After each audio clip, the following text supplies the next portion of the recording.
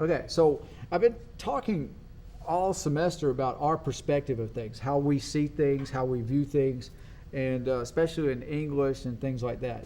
In ninth grade and in 10th grade, you have seen ethos, pathos, and logos, right? Types of persuasion, persuasive techniques. Anyway, I wanted you to kind of look at these images first before we get into that, and before we get into the slideshow and things. But I wanted to see what you see. Now, it's about perspective. So we're going to take each one individually first, and then we'll go over the questions. I'll start with the question. I asked you, what do these photos have in common? What do they have in common?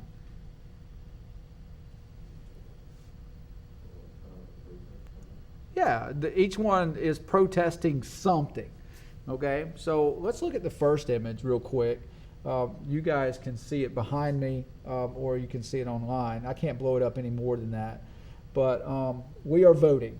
All right, so I'll just call it that photo right there. We're looking at the photo, we are voting. What do you see? What do you notice? And again, it's perspective. We see the sign. And what are they protesting? Something about voting. What did you say? Voting rights, because you kind of saw that other sign that says election reform, or something that says election reform. There's something about voting rights. Who are these people, by the way? Did you notice who they are? Okay, college kids. They're young people. And for our purposes, just kind of looking at things, it doesn't even look like a multicultural protest. I see one type of person as far as, Caucasian, young people. Most of them are females, and there's one guy up there. So a couple of things just like that. I don't know what they are absolutely protesting because of the reform, but they're saying their message is, hey, we're out here and we're voting. So and it could be that with election reform, they're saying that, look at me, we're the young, we are a number of young people, and we matter, and we're voting. And guess what we're voting for or against? That could be whatever politician is looking into it. So is protest a form of persuasion? Absolutely, it is a form of persuasion. All right, so let's look at this one. I see a little bit more culturality in this, a lot of different peoples. What are we looking at here? What's the protest here? This one's a little bit more specific. Workers' rights. Workers' rights are human rights. So something is going on with wherever they're working.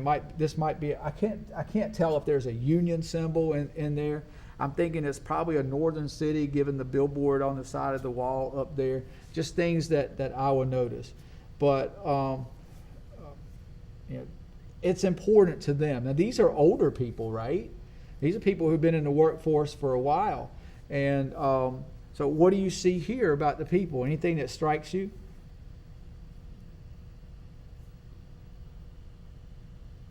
They look concerned.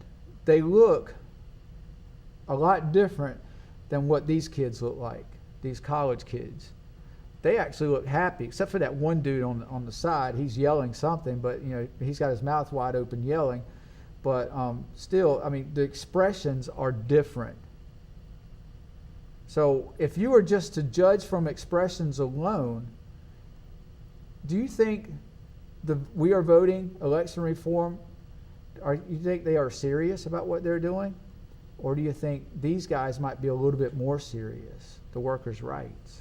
I'm looking at their faces and seeing, hey, look, this is important to me, and I don't necessarily, if I'm looking at faces and reading those, again, I'm just kind of making this up. Some people would kind of say these voters right here don't look so serious, but these guys do look serious. So, I don't know. It's your perspective. You probably have different takes on it. But then let's look at this last one. And we definitely do not know what they're protesting here. I did not go in and try to find out. I'm trying to raise that up, sorry. And that just didn't work at all. There we go. I did not find information on this photo. Um, they are protesting and they're saying no, and they look fairly serious, right? Where is this taking place?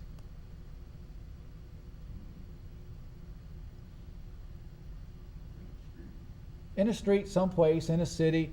I'm assuming it's not an American place, and I look at it just because of the cultural. If I'm looking at cultural identity, the gentlemen that are there, I don't see any females. I don't see any females. So that leads me to think that it could be a Middle East protest where there's normally not a lot of females in the Middle East, but then I look at the flag in the background and that looks like some sort of Middle Eastern type flag, and I do not recognize the color, so I don't know exactly where this is taking place. But the gentlemen do look like they're from the Middle East, and they are saying no to something. And I mean, it's a pretty big crowd, so it's pretty serious. So what's the ultimate purpose in these protests? I know I put in why. What is happening? It's kind of hard to figure out what's happening in all of these, but why? Why is it happening? And okay, they're trying to make a change, trying to show their point, show their influence. If you had, I mean, obviously the pictures really don't show crowds, but which one probably has the most crowd?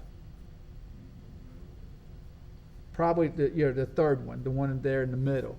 So I mean, you could say maybe two, but obviously different camera angles. We don't know. It's important to somebody. So I did want you to see that protesting is a form of persuasion. Does protesting mean that you're going to probably win your argument? What do you think might be needed to win the argument? Maybe a lot more buy-in. Okay, a lot of talks, a lot of people getting together and not looking at someone and saying, they're just over there doing that. They're not as important, but everything needs to be taken into account and taken into importance. All right, so let me come back real quick, and we'll go over the next part. And I'm going to go through some of the persuasion. It's a review basically of the for persuasion. We'll